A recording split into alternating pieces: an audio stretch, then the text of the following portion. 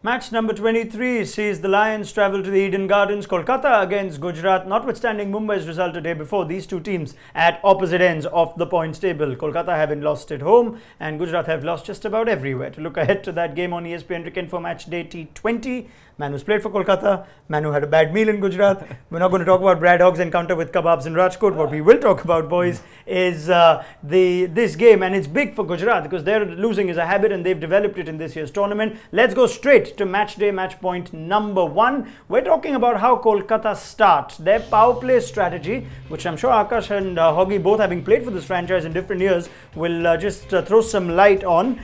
We'll first just show you some numbers, gentlemen, on how teams have gone in the power play. And in spite of some crazy decisions like putting Narayan at the top, trying Colin de Grandin at the top, of course Chris Lynn in the beginning, which wasn't crazy but it worked out well. 9.9 is the best run rate in the power play, and they're pretty much they're well clear of anybody else. So let's go to Aakash Chopra and ask him to try and tell me in 45 seconds, what is it about Kolkata's power play strategy that's just taken us all by surprise, Aakash? It has started, or it is happening because of the absence of Andre Russell. Previously, they had Andre Russell and Yusuf Pathan going hammer and tongs towards the end, and therefore their finish was always strong. But since Russell is not there, they have adopted a different strategy, having an explosive opener at the top along with Gautam Gambhir, and therefore their power plays are obviously yielding more runs than anybody else. And Gambhir is obviously just playing along the way he does. I think it's just to do with Andre Russell and nothing else. Okay, with some time to spare, so I take it to Brad Hogg. This team's hit more boundaries in the power play than anyone else, Hoggy. I'm just trying to understand what the think tank would have been like. Let's put Narayan up top, maybe try Colin de Grandin. How unusual do you see this to be, or do you think it's just very, very smart out of the box thinking? Off you go.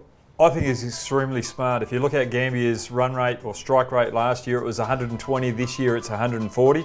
Last year he scored 54 fours and 6 sixes last year. He hasn't scored any sixes this year, but he scored 30 boundaries in 5 games. So he scored half of his boundaries this year in a third of the games that he's played last year. So that tells me that playing the likes of Lynn, Nareen, de Grandin up the other end, who are attacking batsmen, they get them off to a good start. The bowlers start to get a little bit worried about, right, if I don't get it right to Chris Lynn or I don't get it right to Nareen, I'm going to go for a boundary. But then when Gambhir comes on strike, they go, right, I can get a dot ball here, and all of a sudden they bowl a wide one.